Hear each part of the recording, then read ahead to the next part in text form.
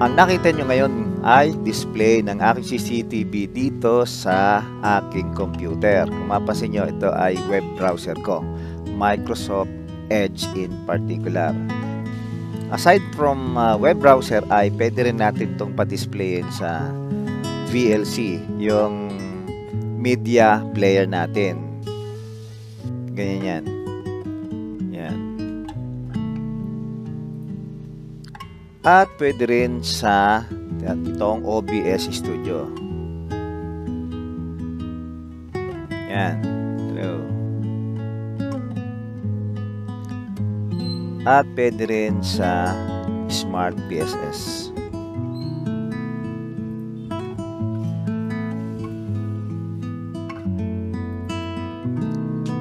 Yan, Smart PSS yan. Tapos, and lastly, yung bonus natin ay pati-display din natin ang CCTV sa mga Google TV or Android TV. So, hindi ito sa monitor kasi ito sa PC lang ito. Kagaya nito. Ayun o, katabi ng Netflix, camera view. Click ko yan ha. O yan, yan yung CCTV namin. Papakita ko sa inyo. Yan. Tao, yung bumababa. Bago tayo dumako doon sa number 1, yung sa mga browser, ay hayaan nyo muna ipakita ko sa inyo yung ating setup. Siguro interesado rin kayo malaman dito. Most likely, marami kayong magiging katanungan dito kasi marami kayong mapapansin dito. Pero huwag kayong mag-alala, lahat ng mga tanungan nyo, i-reserve nyo, itanong nyo sa comment section. At pag hindi ko kayang sagutin dahil maaaring kulangin ang oras ko do sa pagsagot sa dahil mahaba ang paliwanagan, ay pwede kong gawa ng video. Okay? So, papakita ko ngayon itong aking setup. Hindi ko napapatayin, diretso lang ha, para at least kitang-kita nyo. Yan. Yan. Meron tayong isang DVR at meron tayong isang NVR. Mamaya papaliwanag ko bakit dalawa yung nakasetup. Actually, tatlo yan. Yung isa ay iba ang location. Yun yung aking personal. Pasensya na kayo ha. Medyo magulo yung ating wiring. Yan ha. Lapitan natin itong isang ito. Tingnan natin kung ano ito.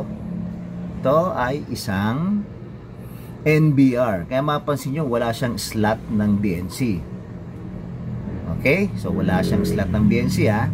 Ito namang kabilang DVR, ito naman ay DVR. Mapansin nyo, meron siyang slot ng BNC. Pero wala siyang nakasaksak na camera. So, nakasaksak lang itong internet connection or network at saka yung HDMI. Dito naman sa kabila ay VGA cable. Tsaka internet din. Kung susundin ninyo, susunsunin ninyo, yung internet na yon or network na yon, nakakonect dito sa PoE switch. Ayan o. PoE yan, may power yan ha. O, siguro isang katanungan na yon. Bakit hindi nasisira to? May power nga yung PoE. O, i-reserve nyo yung tanong na yan. Ito naman, isang wire na ito, itong mapapansin nyo, putol naman itong sa power. Diretso yan dito sa camera. O, yan. Mapapansin nyo, putol din yung blue, tsaka at tsaka itong brown. Pero mapapansin niyo, gumagana yan. Ayan nga yan eh. Ayan o. Ayan nga yun o. Diba? Yan yung camera o. Mag-hello ko. Gumagana yung camera na yan. Diba? O, i-reserve nyo yung tanong nyo dyan. Sasagutin ko yan.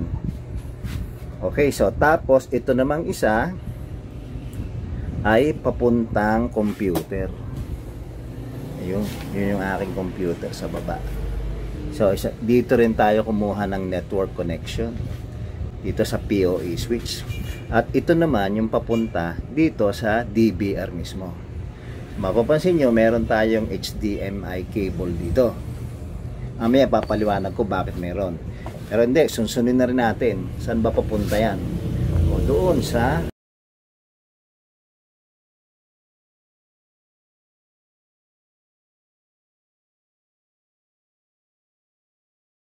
tawag yan ay HDMI capture device. Naka USB yan.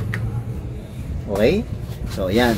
I-reserve nyo muna yung mga tanong na yan at ang pag-uusapan muna natin ngayon ay yung pagpapadisplay sa computer. Okay, so start na tayo. Siguro kung naalala nyo doon sa mga ibang vlog ko, lalo na doon sa vlog 37, importante na yung IP address natin ay static. So, hindi ko na ituturo yun ng masyadong malalim kasi nga, naituro ko na yun dati. So, bakit importante na static? Ang paliwanag dyan, para every time na pupuntahan mo yung iyong DVR via your IP address, ay nakapix ka na. Kasi nga static, hindi na siya mapapalitan. Laging yun na, kahit mag-brown out. So, okay. So, open natin. Magsimula tayo sa Microsoft Edge. And then, sunod natin yung Google Chrome, then Firefox. Yung Safari, wag na. Internet Explorer, hindi na rin kasi discontinued na naman yun eh. Okay, so, buksan natin ng Microsoft Edge. So, dito sa Edge, siyempre, sabi ko nga, yung IP address ang tinatype dyan. Ang tawag dito ay web service. So, pag tinet natin yung IP address, 192.168.1.109, so, ayan, may web service na, nakalagay na dyan. Diba? So, pag in-enter natin, tandaan nyo, itong binubuksan natin ay sa Microsoft Edge. Okay? So, ang ano natin dyan, siyempre, yung aking credentials. Enter natin. So, pag nakakita kayo nito, parang this program will open outside of protected mode. Internet Explorer's protected mode. O, yun nakalagay dyan Sundan nyo lang yung arrow O, sige, allow natin yan. Tuloy na. Ayan. So, by the way, walang hard disk drive to. Pag nakita nyo yan, yan yung tinatawag na graphics interface ng inyong CCTV sa web browser.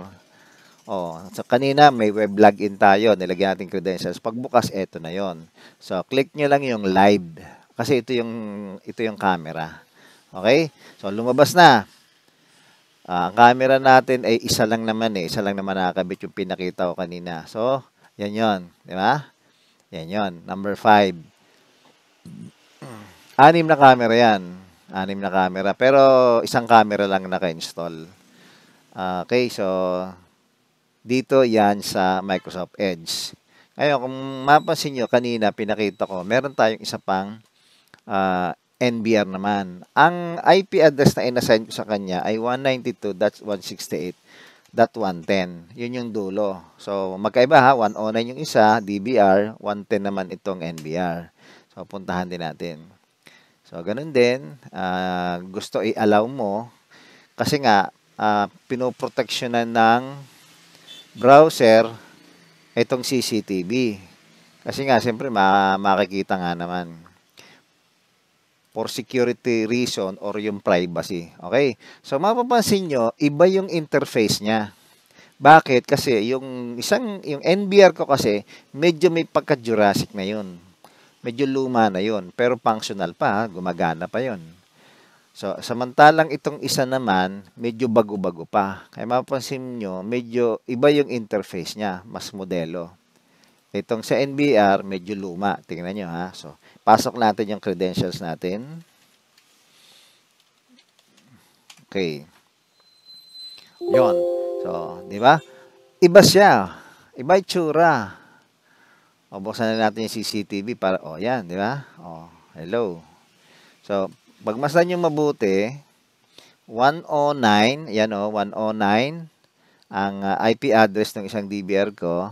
Ito namang isa, itong NBR ito, iba rin yung IP address niya, 110. Diba? Sana nasusubayban nyo. Actually, meron pa akong isang CCTV, yung personal ko naman to. So, ilagay na rin natin para mas ma-appreciate nyo. Ang number naman nun ay 8.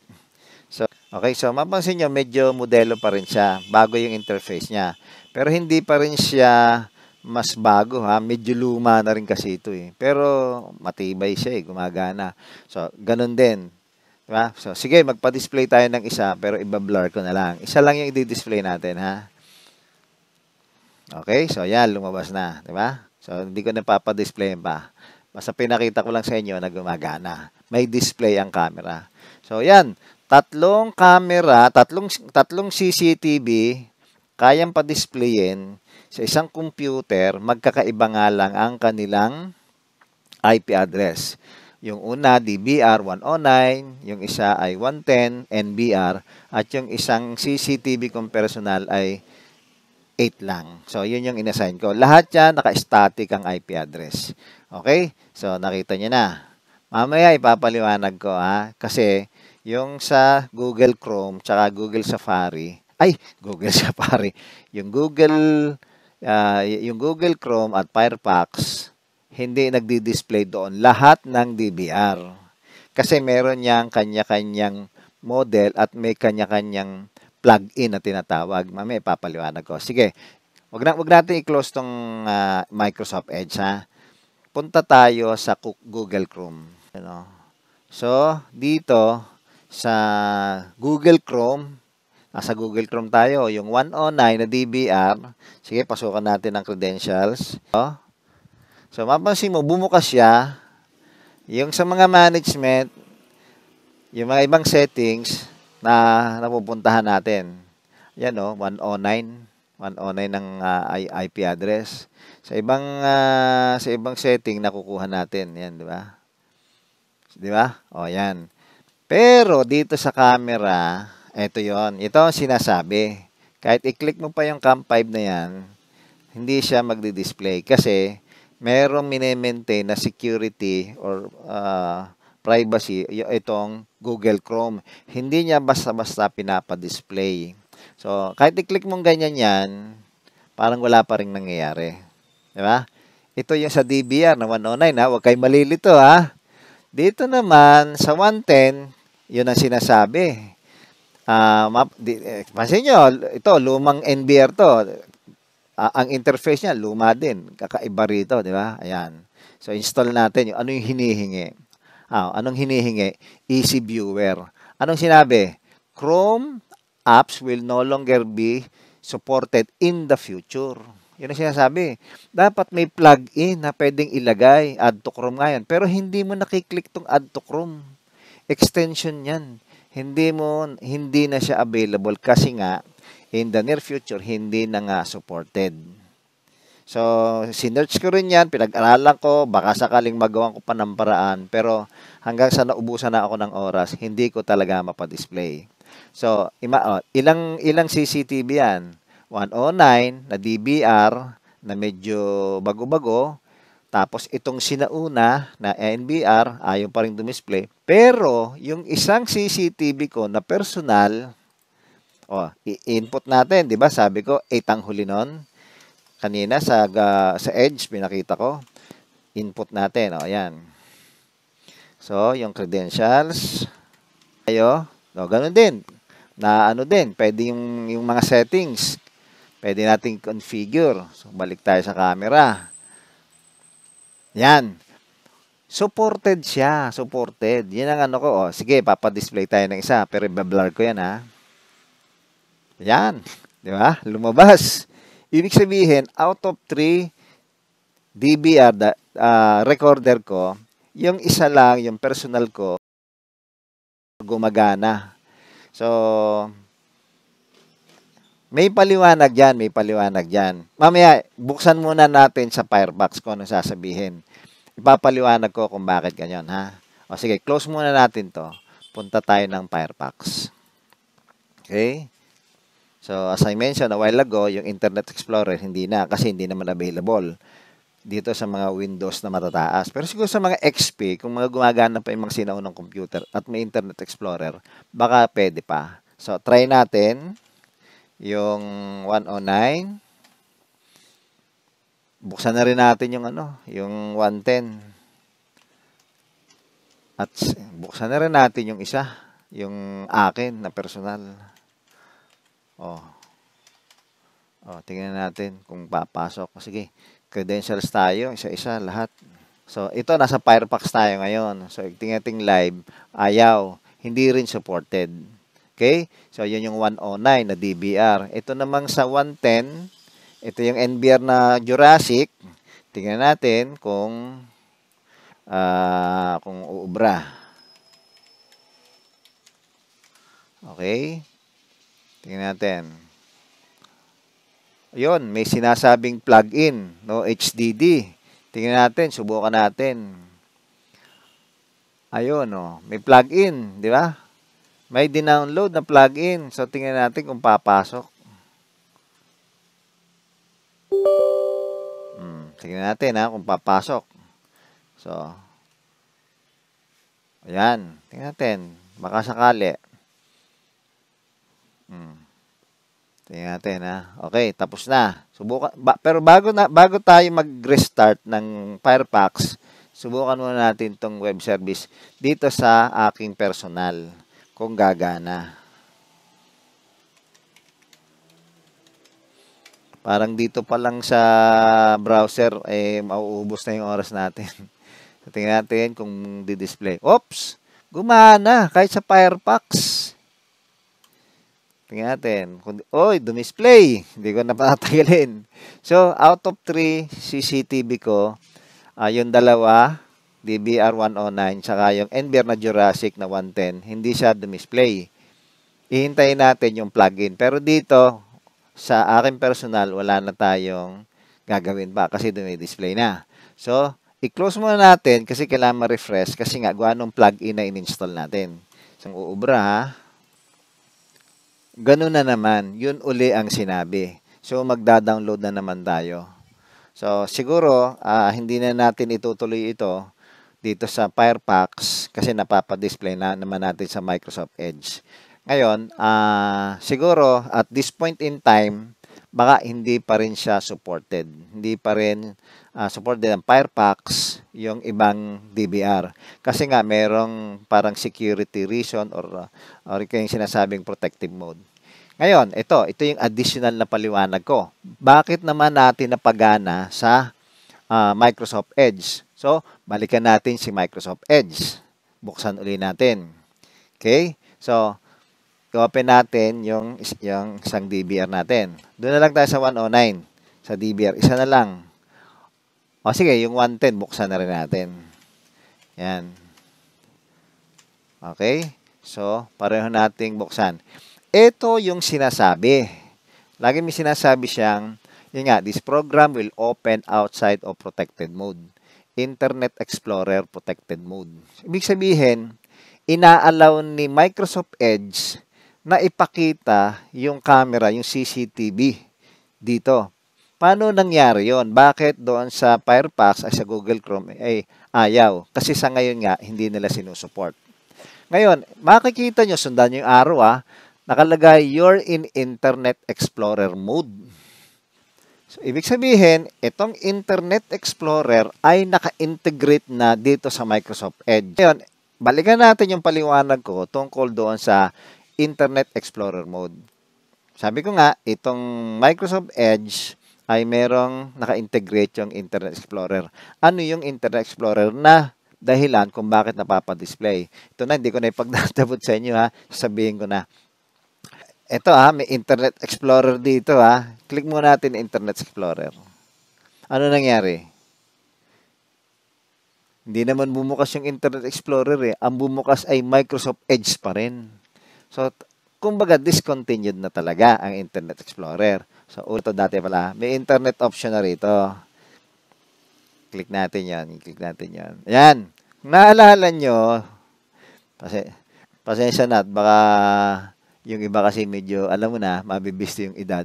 Meron diyang tinatawag na, may general security, may mga trusted site, yung mga custom level na yan, sana makarelate yung iba. Meron diyang mga sineset, may sineset dyan. Meron diyang tinatawag na ActiveX control. Ayun, kita nyo?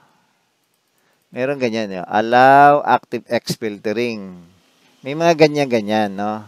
Pero hindi naman natin masyadong gagalawin yan. Basta, ang dahilan kung bakit kailangan kasi ng mga video, yung mga live stream, tsaka kung di ako nagkakamali, siguro nyo kung mali ako, yung CCTV kasi, kailangan ng tinatawag na ActiveX Control. Available lang yun sa Internet Explorer. Yung tinatawag na plug-in. Ayun. Maswerte sana kung ang DVR natin or NVR ay updated. Meron kasing tinatawag na firmware update doon sa mga browser. Pag-click pa lang natin, diretso na kagad. Magdi-display na kagad si camera. Ang problema, dahil yun nga, parang inuulit ko na naman, may security reason. So, sa Internet Explorer, merong ganon. Kaya nga sa Microsoft Edge, nagbubukas. So, meron tinatawag na trusted site. O, ganito, papakita ko sa inyo, ha. Dito, sa Microsoft Edge, meron yan ditong settings. Dito, yung 3 dots na yan. Click nyo lang yan. Tapos, punta kayo sa settings. Mapapansin nyo rito sa kaliwa, sana nasundan nyo yung mouse, meron yung default browser. Ayan o. Yan, kita nyo? Mapapansin nyo dito, merong Internet Explorer compatibility. Yon, that's the term, that's the word. Meron tinatawag na Internet Explorer compatibility. Compatible si CCTV natin doon sa Internet Explorer. So, kailangan yan, naka-allow yan.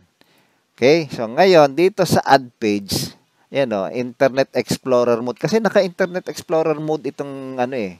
Pwede na may disable eh, pero ngayon naka-enable. So, sundan nyo lang to ha, ito na yun ha. Add page nyo lang, mag-click kayo ng add page dyan. Tapos, i-type nyo rito yung IP address ng inyong mga CCTV. Yan o. So, ibig sabihin, yan, nakalagay na, 2. Pero mapapansin nyo, yung isang CCTV kong personal, hindi nakadagdag. May dahilan. Yung model na yon ay, ano siya, compatible talaga siya. So, sa 3 recorder natin, isa lang yung compatible. Itong 2, hindi. Kaya ganyan yung ginawa ko. Ito, may internet option nga rito eh. Yan yung sinasabi ko kanina. Yan. So, okay. So, pag na-add nyo na yan, okay na yan. Ano na yan? Makikita nyo na yung CCTV. At least dito sa Microsoft Edge. Okay? So, tinuro ko na sa inyo ha. Dapat yan ay sa mga channel member lang natin ituturo. Pero, tinuro ko na rin sa inyo kung paano ko ginagawa. Okay? So, yan. Nagdi-display na. Ano pa? Ano pang dapat na ipaliwanag ko sa inyo? So, okay. So, yun. Next topic. Ito nga pala sa BLC ay 2 klase yung pwede nating gawin yan. So, sige, buksan muna natin ang BLC. Buksan natin yung BLC. So, dito sa BLC, yan, makikita nyo, click lang yung media, tapos meron ditong tinatawag na Open Captured Device. Yan. Click nyo lang yan. Ito, mabilis lang to. Pero meron pang isang paraan, yung RSTP susunod natin ha. So ngayon ay yung ano muna, USB video. Yung kanina, kung naalala nyo, pinakita ko yung HDMI video capture device na nakasaksak dyan doon sa USB yon, na doon din nakasaksak yung tawag dito, yung HDMI cable na nakasaksak doon sa DVR. Yun. So, ganun lang kasimple. Ipe-play mo lang. Yun. Lalabas na. Hello. So, ang maganda dyan, kompleto. 6 na camera ang pwede mong makita. Sabay-sabay, di ba? 1, 2, 3, 4, 5, 6. Pero, ang hindi maganda lang dito, hindi mo siya nakokontrol. Yun lang hindi maganda. Pero, yung pinag-usapan natin, display lang naman eh. Okay? So, ulitin natin ha, para mas maano natin. Media, click sa media. Tapos, open capture device. Tapos, yung USB video, yun o. Naka-default kasi yan eh. Pag sa default nyo nilagay kasi, wala yan eh. Hindi yan di-display eh. So, dapat, ilagay nyo dito sa default. Wala na kayo masyadong babaguhin. Yan na yun. Pero kung gusto nyo kalikutin, yung inyong kalikutin, asama ng term eh. Kung gusto nyo yung i-explore pa, you're free to do so kasi sa inyo naman yan eh. So, ayun, i-click nyo lang yan. Ganon. Okay? So, next is yung RSTP naman. Tuturo. So, ano pa rin tayo? Sa BLC pa rin. Oo, BLC pa rin. Click natin BLC. Kanina, nung click natin media, pinili natin Open Capture Device. Ngayon naman, dito tayo sa Open Network Stream. So, dito, nakalagay dito, please enter network URL. So, yung URL, ito nga yung tinatawag na RTSP. Ang ibig sabihin ng RTSP, Real-Time Streaming Protocol. O, saan yun makikita yon? Saan yun makukuha? O, ganito naman yon. Saan makikita yon? Ang iba't ibang brand ng CCTV may kanya-kanyang RTSP. So, sa DAWA, ang RTSP ng DAWA ay ganito. Yan, mapapansin nyo, ito yun, RTSP. Sundan nyo yung arrow, ha? Yung aking cursor, ha? RTSP, username, password, address, RTSP port. Ito, importante ito, ha? Tapos ito, yung CAM, Real Monitor, Challenge. Basta lahat ng naka-enclose dito sa, ano bang tawag dito? Parenthesis ba yan? Yan ay yung i-input ninyo, mag-i-input kayo. So, dito sa baba, nakalagay naman dyan, yung channel, this refers to the channel number that you want to pull. Channel number, kung 1, 2, 3, 4. O. Tapos, stream type 0, main stream. Pagka-1 naman ay substream. So, low resolution, but faster. Highest resolution pag 0, you know. Diba? Stream type. Ito namang RTSP port, makikita nyo ito doon sa mismong DVR nyo. Mamaya, babalikan natin yung DVR nyo para makita. So, itong username, ito yung ginagamit mong credential, saka password. Ito namang address, ito yung lagi natin sinasabi, 192.168.1.109. So, okay. So, maliwanag. So, itong RTSP na yan, kaka-copy-paste nyo lang yung ganyan. Yan, kaka-copy-paste. Pwede ko ilagay ito doon sa description, sa baba, para i-copy-paste nyo lang pag pinapanood nyo itong YouTube. So, ang gagawin nyo, punta tayo dito sa URL. So, copy-paste natin. So, ibig sabihin, mali pa yung nakalagay dyan kasi nakalagay dyan user di ba? User. So, puntahan naman natin muna ngayon yung DVR. So, okay. So, dito, pupunta kayo doon sa network. Okay? Punta kayo sa network. Tapos, punta kayo doon sa, di ba yan, malinaw na, andyan yung ating IP address. Pupunta tayo doon sa connection. Click natin yung connection. Dito sa baba, makikita ninyo yung RTSP. Yan, kita nyo. Yan. 554. Tandaan nyo yan, ha? Yung number na yan, RTSP port. Hinihingi yan dito sa BLC. Ayun, RTSP port. So, dahil alam na natin, input na natin, 554. Subukan natin. Play. Yun. Dumisplay na. Number 5. Ayan, diba? Hello. So, nasa ano tayo? Nasa ano tayo? Nasa BLC ngayon, gamit yung RTSP. OBS naman. Ayan, dito naman tayo sa OBS. So, ganun lang. I-click nyo lang yan. OBS Studio. Libre naman yan to download. Basta yung latest version lang siguro. Ganun din yung BLC Media Player. Kung kayo ay may magda-download ng BLC, yung latest version din para mas maganda. So, sige, hintayin natin tong OBS Studio na. Okay, so pagbukas ng OBS, yan, ganyan na yan. Ngayon, meron tayo dito na tinatawag na, dito, may sisingit natin yan dito. Yan. Yun, dito yung sources. So, kanina sa BLC, ginawa natin yung video capture, HDMI video capture device. So, USB yun. Pwede rin natin gawin yun dito. So, i-click lang natin tong plus. Yan. Tapos, hanapin natin yung video capture device. Tapos, yun lang. Click nyo lang ganyan. Ayun na. Okay nyo. Yan na yun. Lumalabas na. Yan na yun. Kompleto pa. Kung 6 na camera yan ang nakalagay dyan, 6 na camera ang makikita nyo. So, yung isa naman, RTSP. Parang kagaya natin ginawa natin sa BLC.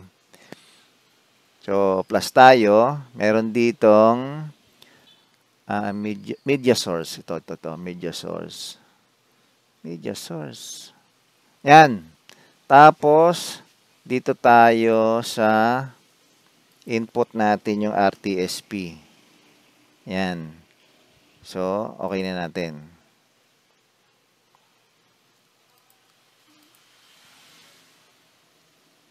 Ba't ganun? Ang laki. Tayo, tanggalin natin tong video capture card para siguradong kan. Yes. Yun. Ang napansin ko lang, yun, masyadong mabagal. You know.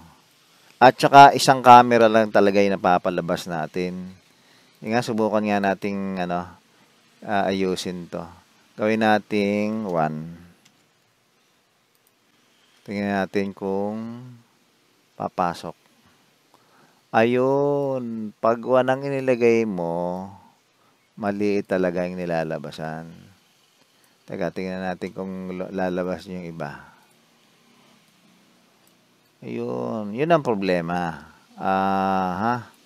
Ang lumalabas lang sa kanya ay isang camera.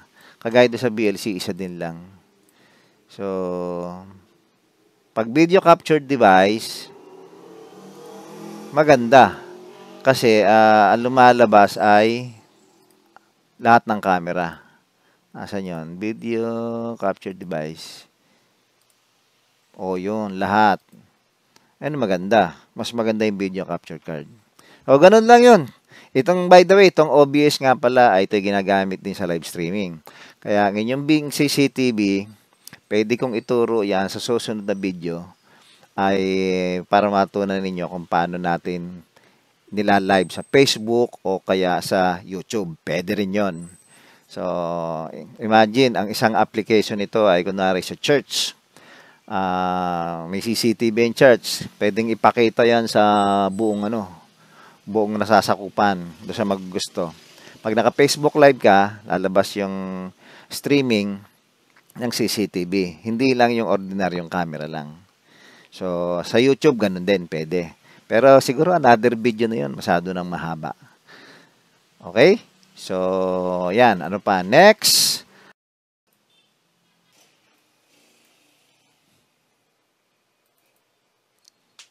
Yan, Smart PSS yan. Tapos, and lastly, yung bonus natin ay padi-display din natin ang CCTV sa mga Google TV or Android TV. So, hindi na dito sa monitor kasi ito sa PC lang ito. Kagaya ito. Ayun o. Sa tabi ng Netflix. Camera view. Click ko yan ha.